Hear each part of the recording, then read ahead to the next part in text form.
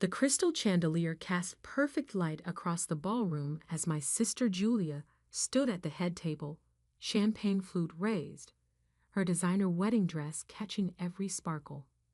200 of the city's most influential people sat in rapt attention, waiting for her maid of honor speech. About me, her older sister Emma, the family disappointment. I adjusted my simple black dress, bought off the rack, not custom-made like everyone else's attire, and tried to ignore the pitying glances from relatives who thought they were being subtle. Aunt Margaret whispered something to Uncle Charles behind her menu. Cousin David's wife kept looking between Julia and me with barely concealed amusement. They all knew what was coming. Julia had been building up to this moment for weeks, practicing her loving but honest speech about her struggling older sister who just couldn't seem to get her life together. If they only knew. I checked my phone discreetly. 8:47 p.m. The news embargo would lift at 9 p.m. sharp. 13 more minutes of playing the role of family failure. 13 more minutes before everything changed. Before I talk about my beautiful new husband Marcus, Julia began, her voice carrying perfectly across the ballroom, I want to say something about family, about the lessons we learn from each other. Here it comes, I thought, taking a sip of the champagne I could actually afford, but pretended to savor like it was a rare treat. Marcus Pemberton I sat beside her, looking every inch the successful investment banker he was. Old money, old family, old connections. Everything my parents had dreamed of for their daughters. Everything they thought I'd never achieve. My sister Emma is here tonight, Julia continued, turning to smile at me with practiced sisterly affection. And I've learned so much from watching her journey. The room's attention shifted to me. I smiled back, playing my part perfectly. The supportive older sister who'd never quite figured out how to succeed. Emma has taught me that sometimes we have to try many different paths before we find our way. She's worked so many different jobs, lived in so many tiny apartments, struggled with so many failed business ventures. Murmurs of sympathetic understanding rippled through the crowd. Poor Emma, still trying to find herself at 32. She's currently working as a freelance consultant, Julia said, making it sound like a euphemism for unemployed. Living in that cozy little studio downtown, driving her reliable old Honda, still believing that someday she'll make it big with one of her startup ideas. More sympathetic nods. Uncle Charles actually shook his head sadly. What they didn't know was that my cozy little studio was actually a penthouse I owned in the building I'd purchased through a shell company. That my reliable old Honda was a deliberate choice to maintain my cover while my actual car collection remained in a private garage across town. That my failed startup ideas had been strategically positioned acquisitions building towards something much bigger. But you know what I've learned from Emma. Julia's voice grew stronger, more confident. I've learned what not to do. I've learned the importance of realistic goals, of practical choices, of not chasing impossible dreams. The room was eating it up. Here was beautiful, successful Julia, married to the perfect man, sharing wisdom learned from her cautionary tale of a sister. Emma, I hope that being here tonight, seeing what real success looks like, what a stable relationship built on shared values and practical foundations can achieve, will inspire you to finally let go of those fantasies and embrace reality. She raised her champagne flute higher. To my sister Emma, who never learned success, maybe marriage will teach her what she couldn't learn on her own. The crowd began to raise their glasses, ready to toast my enlightenment. I raised mine as well, smile perfectly in place. But then something happened that Julia hadn't planned for. The large television screens throughout the ballroom usually showing a slideshow of wedding photos, suddenly flickered. The hotel's automated news feed system, programmed to interrupt for breaking news, had been triggered. Breaking news, the anchor announced, her voice cutting through the ballroom chatter. We interrupt with a developing story. Local woman becomes youngest billionaire in state history. Julia's champagne flute froze halfway to her lips. The room fell silent as 200 heads turned toward the screens. Emma Rodriguez, 32, of downtown Chicago, has been revealed as the anonymous founder and CEO of Quantum Dynamics, the artificial intelligence company that was just acquired by tech giant Meridian Corp for $4.7 billion. My photo filled the screens. Not the casual selfie from my social media, but a professional headshot I had taken months ago for the Forbes article that would run tomorrow. Rodriguez secretly built the company over the past 5 years while maintaining a low public profile. Sources close to the deal say she personally will net approximately $3.2 billion from the acquisition, making her the youngest female billionaire in state history. The silence in the ballroom was deafening. I could hear the air conditioning humming, the distant sound of kitchen staff cleaning up dinner service, someone's jewelry tinkling as they turned to stare at me. Julia's mouth hung open.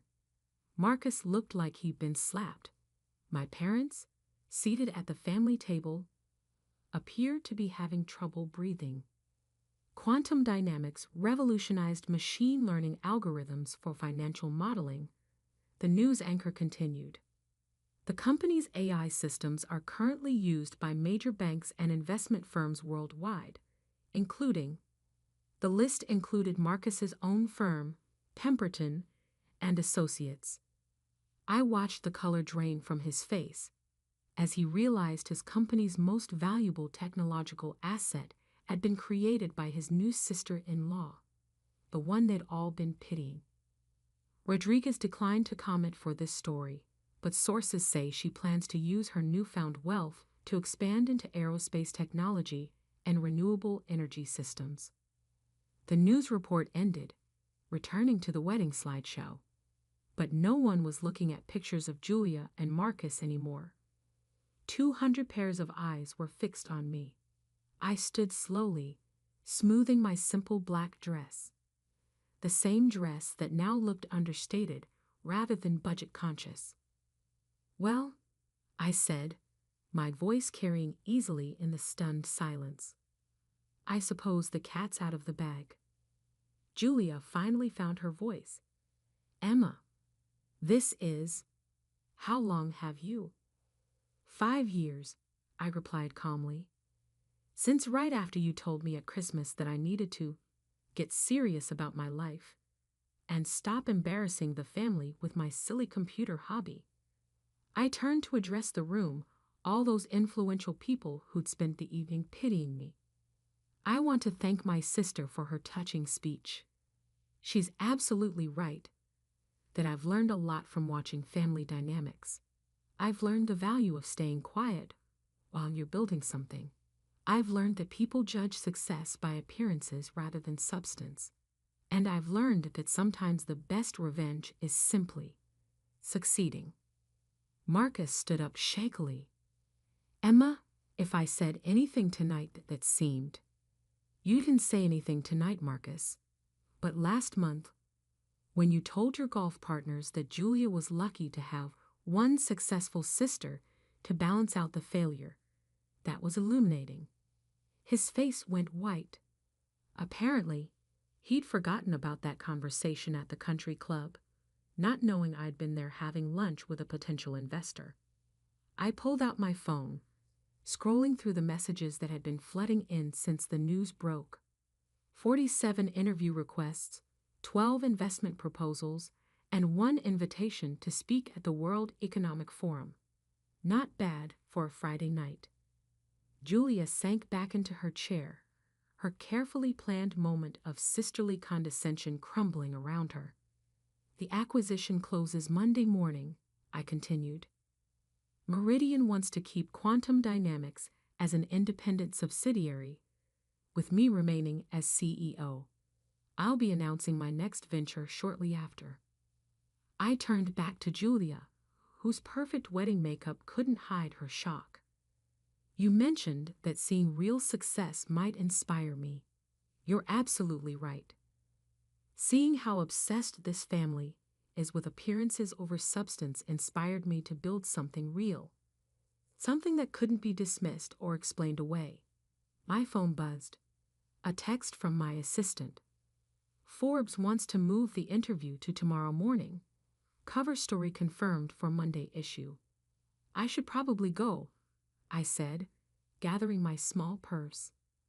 I have an early meeting with Forbes tomorrow.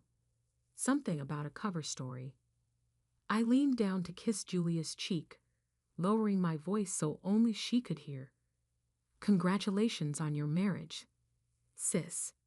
I hope Marcus appreciates that he just married into a billionaire family. Though technically, through me, not you. As I walked through the ballroom toward the exit, the silence followed me. 200 people who'd spent the evening looking down on me now watching the youngest billionaire in state history leave their party. At the door, I turned back one last time. The wedding photographer was frantically adjusting his camera, probably realizing he just documented one of the most expensive humiliations in social history. Oh, and Julia? I called across the room. That cozy little studio you mentioned? I own the building. All 47 floors. Consider it a wedding gift to keep thinking about realistic goals versus impossible dreams. The next morning, I sat in my actual office on the 45th floor of Meridian Tower, reviewing the Forbes interview questions while my assistant brought me coffee. The same brand I'd been drinking for years, back when everyone thought I couldn't afford better. My phone had been buzzing nonstop since the news broke. Family members, old friends, business acquaintances, all suddenly very interested in reconnecting. I'd ignored most of them, but one message made me smile. It was from Dr. Sarah Kim, my computer science professor from college, the one who'd encouraged me to pursue AI research when everyone else thought it was too theoretical. Saw the news. Remember when you asked if anyone would ever take your impossible ideas seriously? I think you have your answer. Proud of you. Dr. Kim. I was crafting my response when my assistant knocked. Ms. Rodriguez? There's a Julia Pemberton here to see you. Says she's your sister. I checked my watch. 10:30 a.m. Julia had probably spent the night figuring out how to spin this. How to position herself as the supportive sister who always believed in me. Send her in. Julia entered looking perfectly put together despite the previous night's drama. Her designer outfit was understated, but clearly expensive, her makeup flawless, her smile carefully practiced. Emma, I hope I'm not interrupting anything important. I gestured to the chair across from my desk. The same desk where I'd made the decisions that built a billion-dollar company while my family thought I was struggling. Just reviewing some acquisition proposals. What can I do for you? She sat down carefully, clutching her purse like a shield. I wanted to apologize for last night. The speech was supposed to be motivational, not hurtful. I studied her face, looking for genuine regret behind the polished exterior. Motivational? I thought if I showed you what stability looked like, what conventional success could achieve, it might inspire you to try a more traditional path. There it was. Even now, even after everything, she still thought she was the successful one offering guidance to her struggling sister. Julia, let me ask you something. What do you think Marcus makes at Pemberton and Associates? She straightened proudly. He's one of their top earners. Nearly $500,000 last year. I pulled up a document on my computer screen. Pemberton and Associates paid Quantum Dynamics $847 million in licensing fees over the past 3 years. Essentially, Marcus's entire firm runs on technology I created. Her smile flickered slightly. Your wedding last night cost approximately $300,000. Marcus told the golf club it was his gift to you, proof of his success. What he didn't mention is that the catering company, the venue, and the florist are all subsidiaries of companies I own through various investment vehicles. Now her smile was definitely wavering. So when you stood up last night to teach me about real success, you were essentially using my money to finance a lecture about how I needed to be more like you. Julia's perfectly composed facade finally cracked. Emma, I didn't know. How could I have known? You couldn't have known because you never asked. In 5 years, you never once asked what I was actually working on. You saw the small apartment and old car and decided you knew everything about my situation. I stood up, walking to the window that offered a panoramic view of the city. Half the buildings visible from here contained my technology. But that's not why I'm upset, Julia. I'm upset because you used your wedding, what should have been the happiest day of your life, to publicly humiliate someone you claim to love. She was quiet for a long moment. When she spoke again, her voice was smaller. I was jealous. I turned back to her. Jealous? Of what? Of your freedom. Of your willingness to take risks. I've done everything exactly the way we were taught. Good grades, right college, suitable job, proper marriage. I followed every rule, met every expectation. She looked down at her hands. And you just ignored all of it, walked away from the plan, and built something extraordinary. For the first time since she'd entered my office, Julia sounded like my actual sister instead of a carefully crafted social persona. I spent years watching you struggle, or thinking you were struggling, and telling myself that my way was better, safer, more realistic. She looked up, meeting my eyes.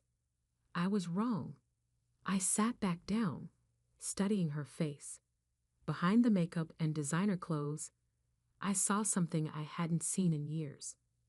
Genuine vulnerability. Julia, you're not wrong about stability having value. You're not wrong about the importance of practical planning. But you were wrong about thinking success only looks one way. My phone buzzed with another message. The aerospace development team wanted to schedule Monday's strategy meeting. I'm building something new now. Quantum Aerospace. We're going to revolutionize satellite technology and space-based manufacturing. Her eyes widened slightly. Space manufacturing?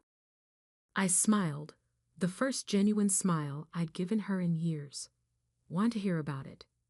For the next hour, I explained my vision for orbital manufacturing platforms, for artificial intelligence systems that could operate in zero gravity, for technology that could change how humanity approached space exploration. Julia listened intently, asking surprisingly insightful questions about market applications and technological challenges.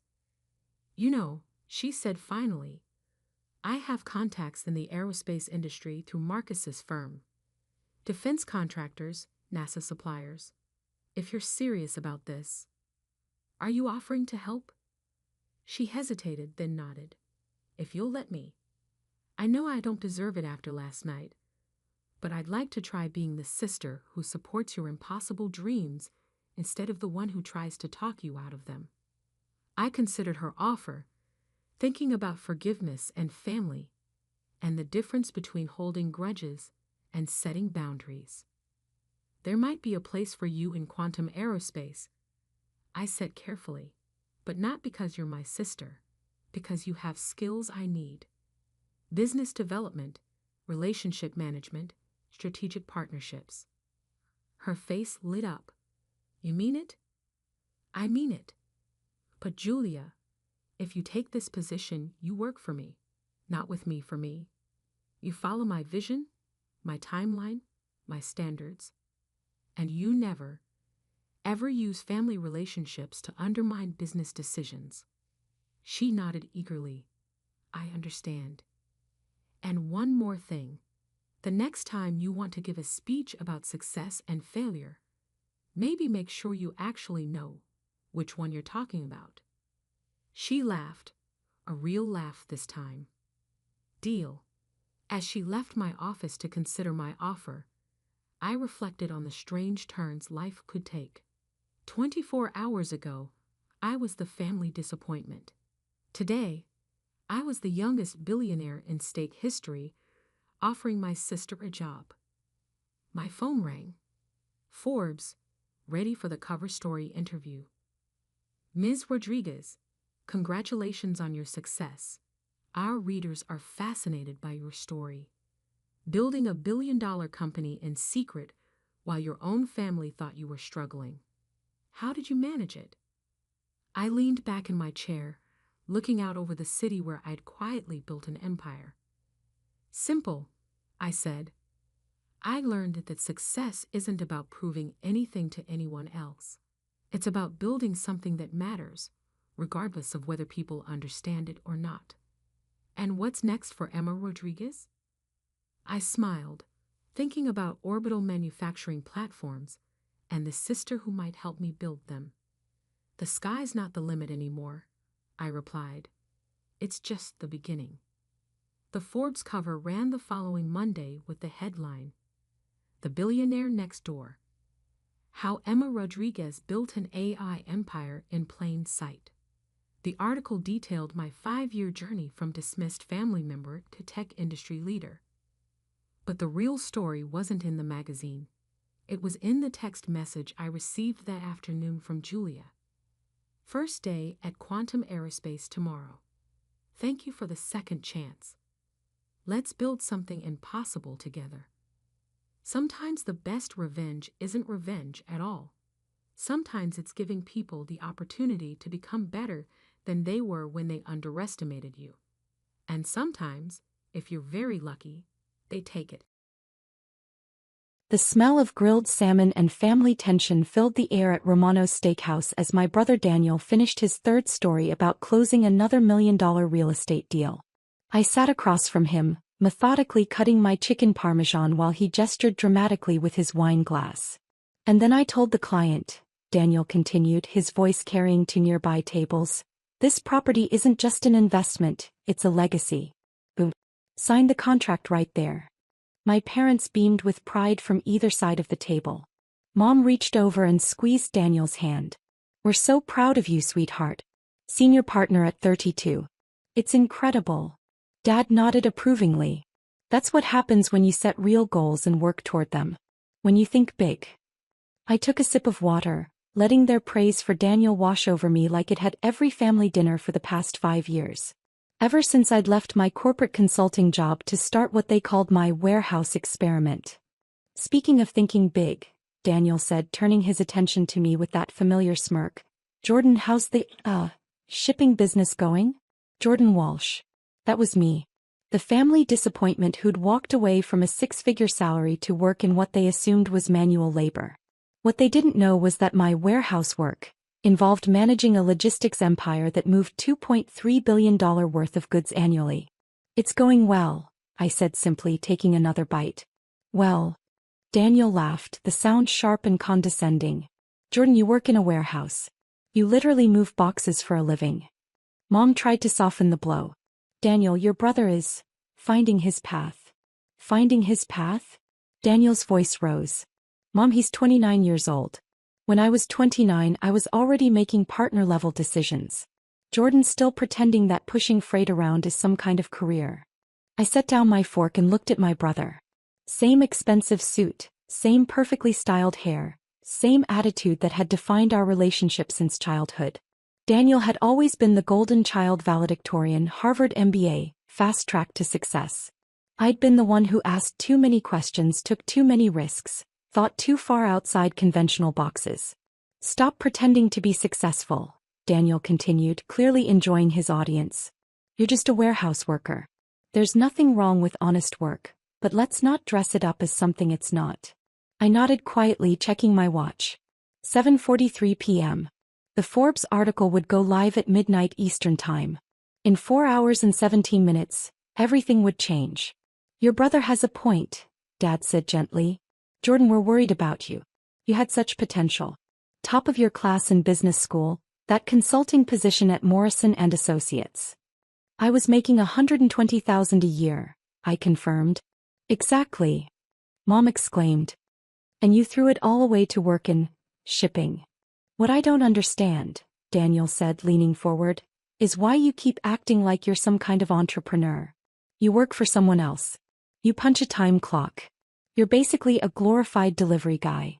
The waiter appeared to refill our water glasses, and I noticed him glance at me with recognition.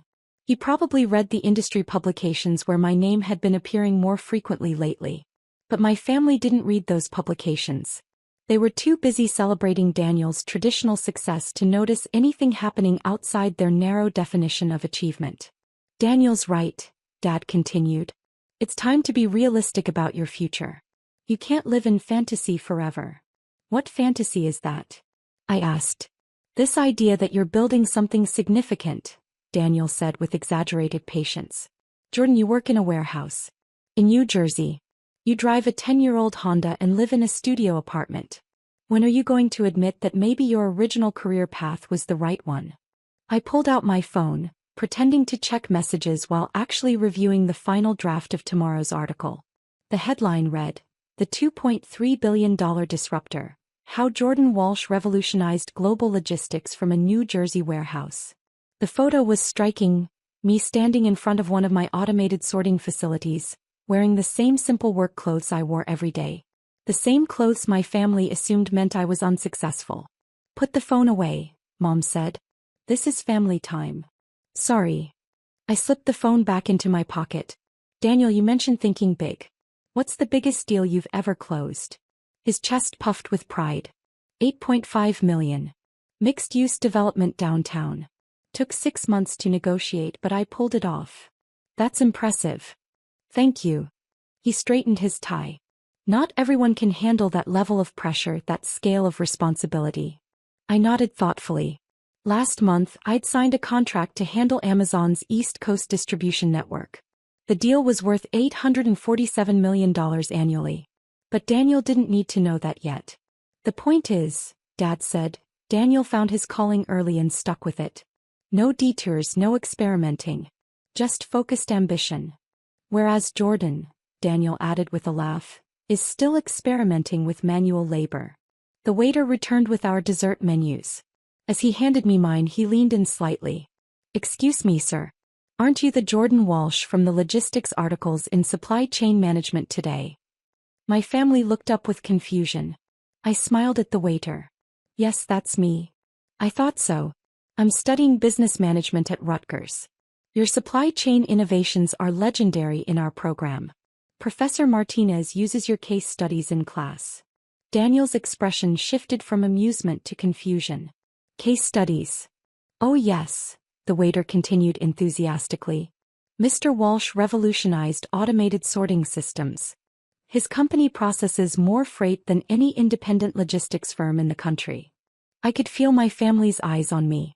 Thank you, that's very kind. Would it be possible to get a photo? My classmates won't believe I met you. Of course. As the waiter took a quick selfie with me, I noticed my family exchanging glances. When he left, the table fell silent.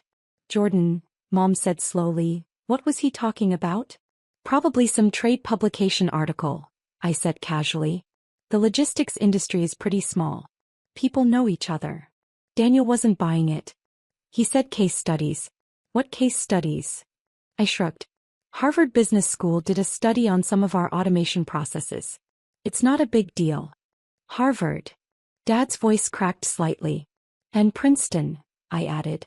MIT did one too, but that was more technical. The silence stretched longer this time. Daniel pulled out his phone. What's the name of your company? Walsh Logistics Solutions. I watched him type, his confident expression gradually morphing into something approaching shock. "This can't be right," he muttered, staring at his screen. "What?" Mom asked. Daniel turned his phone toward the table. "According to this, Walsh Logistics Solutions is valued at over $1 billion. That's probably just industry speculation," I said mildly. Dad grabbed the phone, scrolling frantically. "Jordan, this article says you own the largest automated warehouse network on the East Coast." "Technically the largest private network," I corrected. "Amazon's is bigger, but they're not exactly independent." My mother's wine glass froze halfway to her lips. "You own warehouses?" "Plural. 17 facilities across 8 states," I confirmed. "Plus the distribution centers and the transport fleet."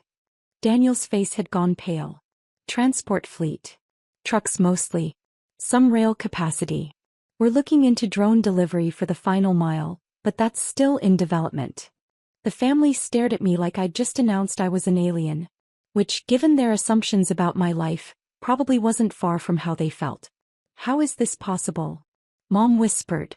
"Well, when I left Morrison & Associates, I used my savings to buy a failing warehouse in Newark. The owner was behind on payments, needed a quick sale. I got it for $200,000. $200,000? Dad's voice was hoarse. "Where did you get $200,000?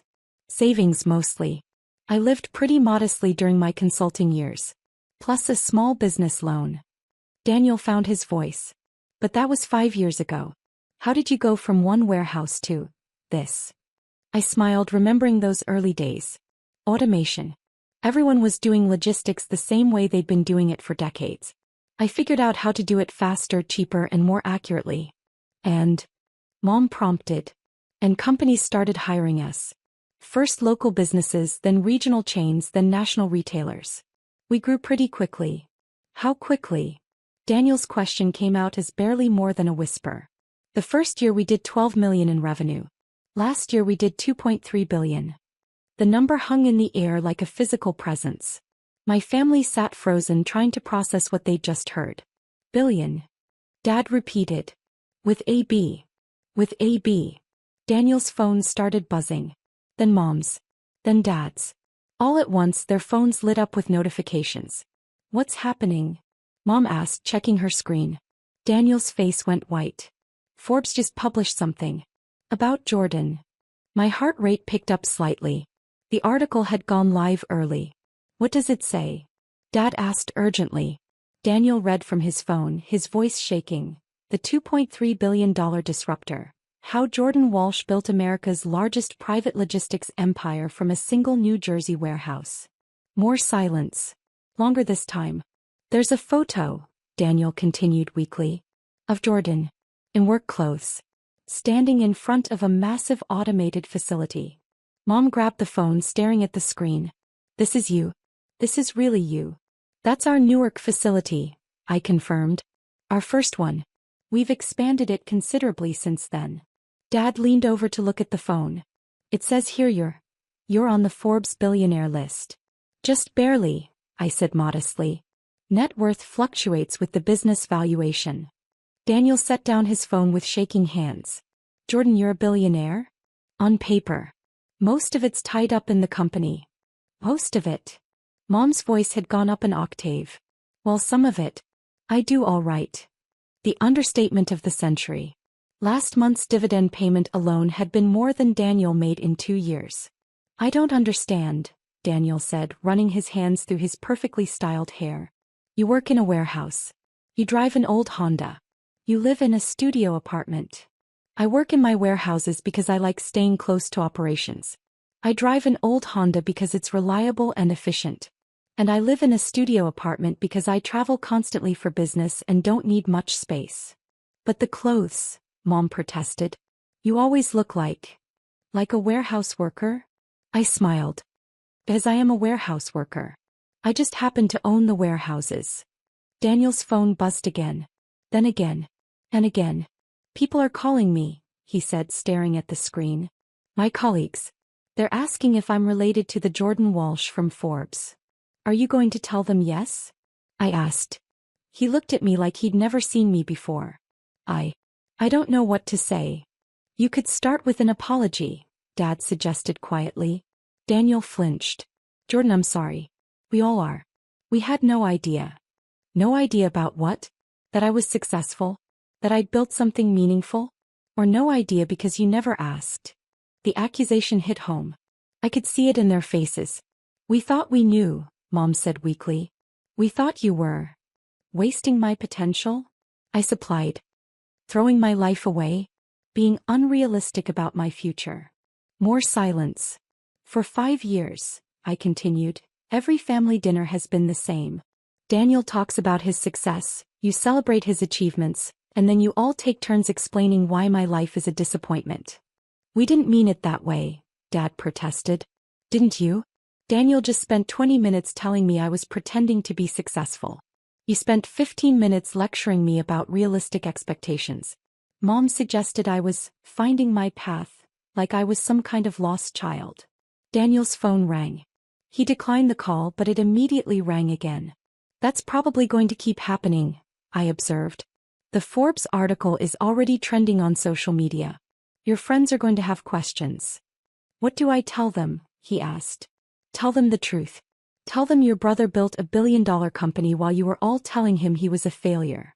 The words stung and I could see it. But they needed to sting. Jordan, Mom said carefully, we're proud of you. We always have been. Have you? Because this is the first time any of you have shown interest in my actual work. For 5 years, you've dismissed everything I've built as some kind of phase. Dad cleared his throat. We made assumptions. We were wrong. Yes, you were. But the question now is, what are you going to do about it? Daniel looked up from his phone. What do you mean? I mean, do you want to have a real relationship with me? One based on who I actually am instead of who you assumed I was? Or do you want to keep pretending that your definition of success is the only one that matters? The waiter returned, probably drawn by the obviously intense conversation happening at our table. Is everything all right here? Can I get you anything else? Actually, I said standing up, could you bring the check? I need to get going. Of course, Mr. Walsh. As the waiter walked away, my family stared at me. You're leaving? Mom asked. I have a conference call with our Singapore office in an hour. Different time zones make scheduling challenging. Singapore. Daniel repeated. We're expanding into Asian markets. Joint venture with 3 local firms. Should add about $800 million in annual revenue if the projections hold. I pulled out my wallet, a simple leather billfold that probably looked cheap to them but had actually been custom-made by the same artisan who made wallets for Fortune 500 CEOs. Dinner's on me tonight, I said, placing my Black American Express Centurion card on the table. Daniel's eyes widened. Is that a black card? Yes. Comes with the territory. The waiter returned with the check, saw my card and nodded respectfully. Thank you, Mr. Walsh. I'll take care of this right away. As he walked away, I looked at my family. I want you all to understand something. For the past 5 years, I've been building something incredible. Something that employs over 8,000 people, serves hundreds of companies and moves billions of dollars worth of goods every year. They listened in silence. And during that entire time, my own family has treated me like a disappointment. Like someone who needed to be fixed, guided, or rescued from my own poor decisions. We didn't know, Mom said again. You didn't know because you never asked. You made assumptions based on appearances and never bothered to look deeper. The waiter returned with my card and a receipt. Thank you again, Mr. Walsh. It's been an honor. I signed the receipt, including a generous tip. Thank you. As I gathered my jacket, Daniel finally spoke. Jordan, what happens now? Between us, I mean. I looked at him, my older brother who'd spent his entire life believing he was more successful than me, only to discover that my warehouse job generated more revenue in a month than his real estate firm did in a year. That depends on you, Daniel. All of you. If you want to keep judging people based on superficial measures of success, then we probably don't have much to talk about. And if we don't? Dad asked. Then maybe you'll take the time to actually get to know me. To understand what I've built and why it matters. To see that success comes in many forms, and just because someone's path doesn't look like yours doesn't mean they're headed in the wrong direction. I stood up, straightening my simple button-down shirt, the same type of shirt I wore every day to work, whether I was checking inventory in a warehouse or presenting to Fortune 500 executives. My assistant will send you the Forbes article link, I said. Read it. All of it. Then call me if you want to have an actual conversation about my life instead of a lecture about how I should be living it. As I walked toward the restaurant exit, I could hear their phones buzzing again. Probably more calls from friends and colleagues who'd seen the article. By tomorrow, everyone in their social circles would know that the warehouse worker they'd been pitying was actually one of the most successful entrepreneurs in the country. Outside the restaurant, my driver was waiting with the car. Not the old Honda I drove to family dinners, but the Mercedes I used for business. I'd been keeping up the facade for so long that even my transportation had become part of the performance. How did it go, sir? James asked as I got into the back seat. About as expected, I replied, checking my phone. 17 missed calls, 43 text messages, and over 200 LinkedIn notifications. The Forbes article went live early. My family just found out they've been lecturing a billionaire about realistic career expectations. James chuckled. That must have been interesting. Interesting is one word for it. As we drove through the city, I thought about the conversation I'd just left behind. Part of me felt vindicated. After years of being treated like the family failure, they finally understood what I'd actually accomplished. But mostly I felt sad. Sad that it had taken a Forbes article for my own family to see my worth. Sad that they'd spent 5 years worrying about my future while I was busy building one of the most successful companies in my industry. My phone rang. Daniel. I considered not answering, but curiosity won. Hello. Jordan, it's me. I wanted to say something. What's that? I've been reading the Forbes article. All of it. And some of the other articles they reference. About your company, your innovations, your impact on the industry. I waited. I had no idea. I truly had no idea what you'd built.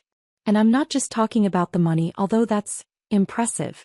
I'm talking about what you've actually accomplished. The technology, the efficiency improvements, the jobs you've created. Thank you. No, Jordan. Thank you. Thank you for not giving up on your vision even when we all told you to. Thank you for proving that there are different ways to be successful. And thank you for showing me how small my own thinking has been. It was a start. Daniel. Yeah. Next time we have dinner, maybe you can tell me about your real estate deals and I can tell you about logistics innovations. Like actual siblings who are interested in each other's lives. I'd like that. I'd really like that. After we hung up, I leaned back in the leather seat and smiled. Maybe the Forbes article had done more than just reveal my success to the world. Maybe it had given my family a chance to see me clearly for the first time. And maybe, just maybe, we could build something better than what we'd had before. Something based on mutual respect instead of assumptions. Something worthy of people who'd learned to see past appearances to the substance underneath. My phone buzzed with another call. This time it was Mom. I answered on the second ring. Hi, Mom. Jordan, sweetheart, I just finished reading the article. All of it. And I wanted to say. Her voice caught. I wanted to say how proud I am of you. Not because of the money, but because of what you built. Because of who you are. Thanks, Mom. And I wanted to ask, would you maybe show me one of your warehouses sometime? I'd love to see what you've created. I looked out the window at the city lights, thinking about my family, my company, and the future I was still building. I'd love to show you, Mom. I'd really love to show you. Sometimes the best revenge isn't proving people wrong. Sometimes it's giving them the chance to see they were wrong and helping them become better people because of it. And sometimes, just sometimes, a Forbes cover story can heal a family that forgot how to see each other clearly. The warehouse where it all started was only 20 minutes away. Maybe it was time to bring them home. We're using your mother-in-law's savings for this trip, Carol announced, her tone oddly casual. It'll eventually become Tyler's inheritance anyway, so it's fine, right? She added, as if to justify their actions. My brother and his wife had rushed over immediately after my mother passed away, not to offer condolences, but to seize her bank book and withdraw her savings before I could even submit her death certificate to the government office. You used Mom's money, huh? I managed to ask, trying to suppress my anger. Carol's response was shockingly nonchalant. Yeah, we spent about $10,000 on the trip. Oh. The audacity of my brother and his wife, conspiring to use my mother's money without permission, made me furious for a moment. But then I remembered something. These people didn't know. I couldn't help but laugh. My condolences, I said, barely holding back my laughter. Carol looked puzzled by my sudden outburst. What's wrong with you? Did the shock of us using the money make you go crazy? Of course, I wasn't going crazy. I just couldn't help but laugh when I imagined the surprised faces of my brother and his wife when they found out the truth and faced their miserable fate. Their carefree days were probably numbered. I am Samantha, a very ordinary office worker raised by kind parents. My parents were always good-natured, constantly thinking about what they could do for others. Their kindness sometimes led them to being deceived or burdened with unfair responsibilities, but I admired them nonetheless. However, my brother Tyler had a completely different personality. He was always calculating what was beneficial for him and acted accordingly. To him, our parents, who would go out of their way to help others, were incomprehensible. As Tyler grew up, his rebellion against our parents intensified. In high school, he began to demand more money from them, saying, "If you can afford to do something for others, you can give me more allowance." Despite accepting Tyler's personality, our parents never changed their beliefs. Their unwavering character only frustrated him more. Tyler's negative feelings towards our parents only grew stronger in college. Taking advantage of the fact that our parents paid for his tuition, Tyler spent his college days partying and eventually failing a year, causing them trouble. Parents should naturally devote themselves to their children, right? Or can you only be kind to others but not your own family? Tyler would argue, justifying his selfish behavior. After graduating college, Tyler moved out and started living on his own. Although he left home without notice, he complained. Living a decent life on his first paycheck seemed impossible for Tyler. He kept returning to our parents' house for living expenses before heading back to his own place. Concerned about him, our parents kept giving him money whenever he asked. When I finally got a job, I decided to support our parents financially in place of Tyler. "Samantha, it's your hard-earned money, so you can use it however you like," my parents said. Despite their words, I continued to give them money, treating it as their grocery expenses. This routine continued for several years. Tyler, who only showed up to ask for money, unexpectedly invited me and our parents to a restaurant to talk. When we arrived, a beautiful woman was sitting next to Tyler. "Dad, Mom, Samantha, let me introduce you. This is my girlfriend, Carol," Tyler said, and Carol nodded politely. "I've decided to marry Carol. We'll be busy preparing for our wedding and our new life together, but I hope you'll support us." I initially thought Tyler meant support in terms of caring for Carol, but it became clear that his idea of support was entirely different. He asked our parents to cover the expenses for his wedding and their new home. Knowing our parents' inability to refuse help, Tyler skillfully persuaded them to foot the bill for everything. Even after the wedding and the purchase of their new home, he continued to rely on them for money. Carol, his wife, grew accustomed to this lifestyle and began living more extravagantly. However, this lavish lifestyle was short-lived. Our father's health deteriorated and he was hospitalized. Even with insurance, hospital stays are expensive. To ensure our retired parents wouldn't struggle financially, Tyler had to reconsider his reliance on them. I proposed to my brother that we both shoulder the burden of the hospital bills. You've been living at home and receiving assistance from Mom and Dad, and you've had a fair share of financial support from them too, right? This is the time for us to step up and help them, I reasoned. But my brother didn't see it that way. "Why should I?" he retorted. "It's Dad's fault for not taking care of his health. He neglected himself while always helping others. That's his responsibility." Following that conversation, my brother stopped visiting our parents' house altogether. Neither he nor Carol, his wife, made a single visit to our father while he was in the hospital. It was my mother and I who desperately took care of him until he passed away. Even when we informed them of our father's death, they didn't offer any assistance with the funeral arrangements. They briefly showed up at the funeral but failed to greet our relatives properly before leaving. Our relatives looked at them with disdain, but they seemed indifferent. My mother, who had bravely taken on the role of chief mourner during the funeral, began to lose her energy after the funeral, clearly affected by the loss of my father. "Tyler, Mom has been feeling down lately. She wants to see you. Can you visit her at home sometimes?" I asked my brother. After a brief pause, he responded, "By the way, what happened to Dad's inheritance?" "It all went to Mom. It seems they had decided that's what they would do when Dad was still alive," I informed him. Realizing the gravity of the situation, I felt a foreboding sense of dread and immediately cautioned my brother. Mom has control of the money now, right? He inquired. Yes, but listen carefully, I urged, sensing his intentions. Mom is emotionally vulnerable right now. Don't even think about taking advantage of her financially, okay? I need you to come and support her. That's what's important. What's the point of going if I can't get any money out of it? It's not worth my time, he retorted dismissively. Despite my insistence that we wouldn't be providing him with any financial assistance, my brother never set foot in our parents' house again. Then, just 6 months after our father's passing, our mother also succumbed.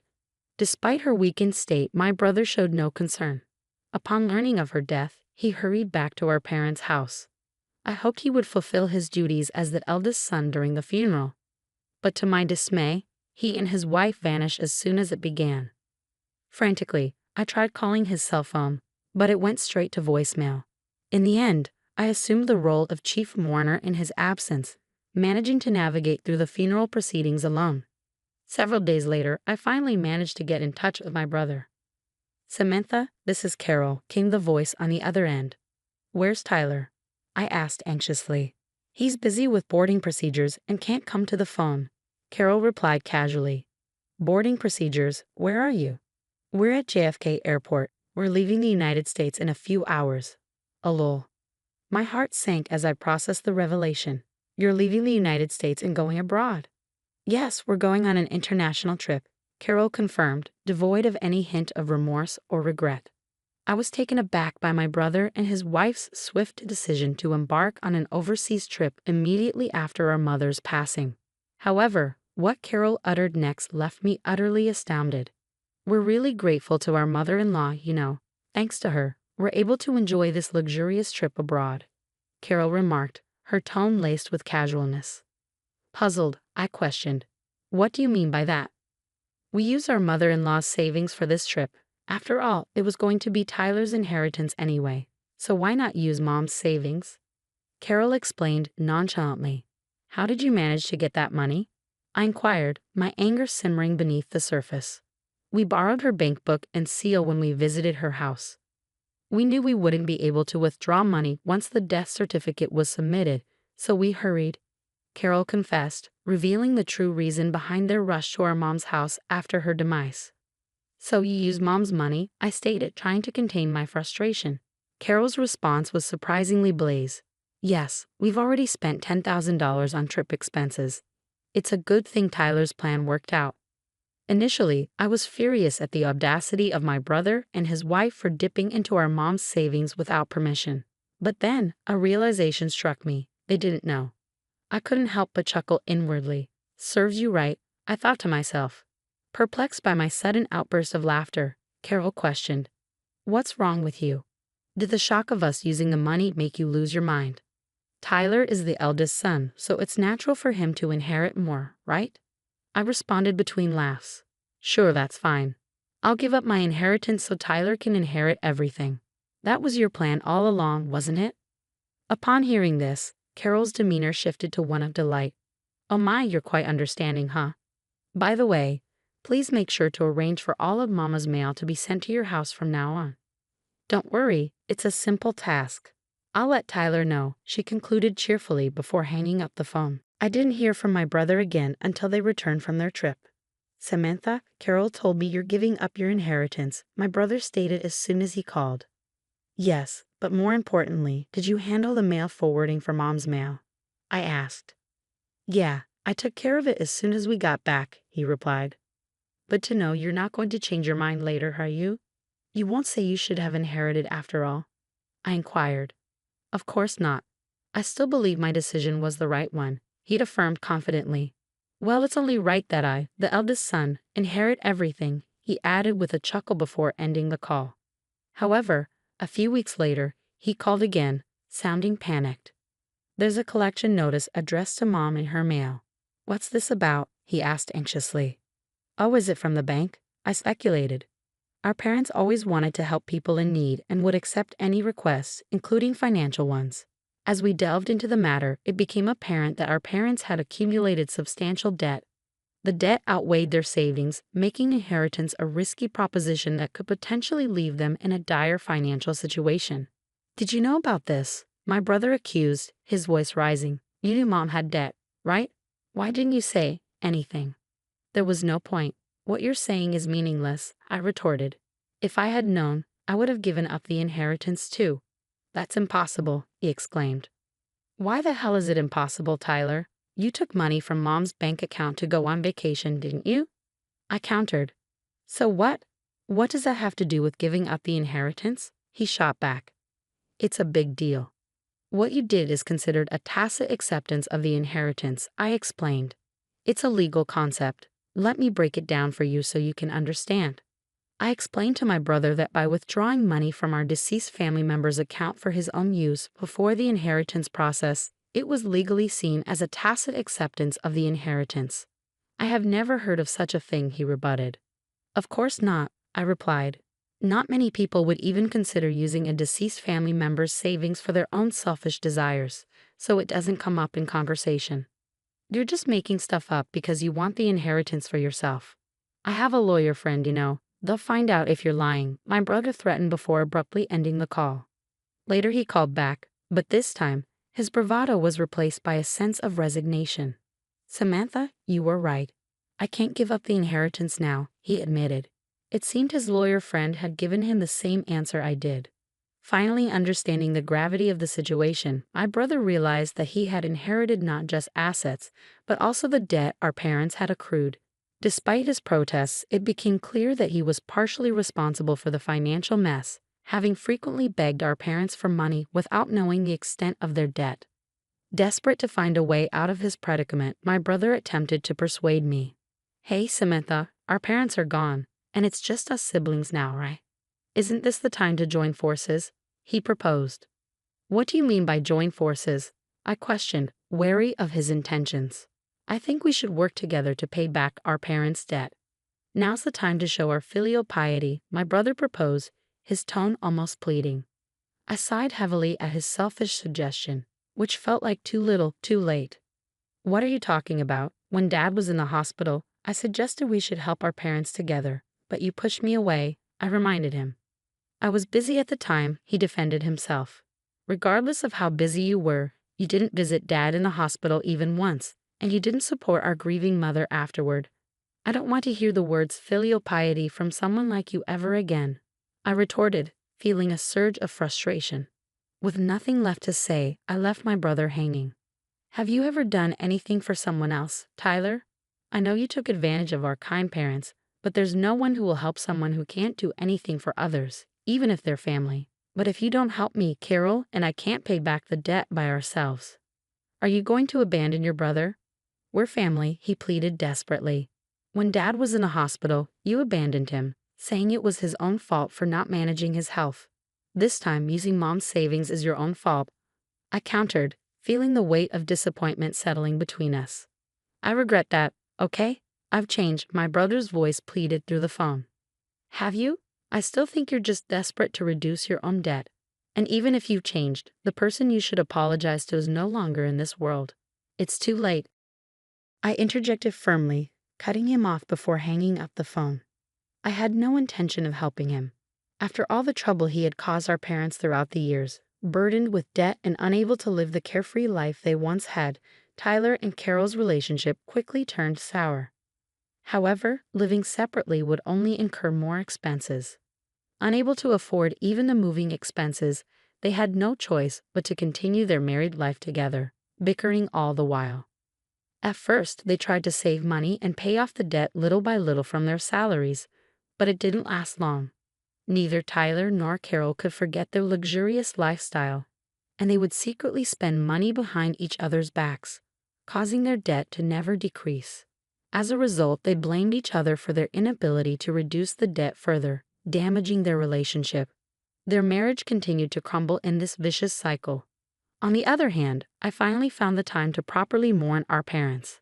I remembered how during our parents' funeral, countless attendees tearfully expressed their gratitude for the help our parents had provided them when they were in need. Realizing how many people our parents had helped made me feel even more proud of them.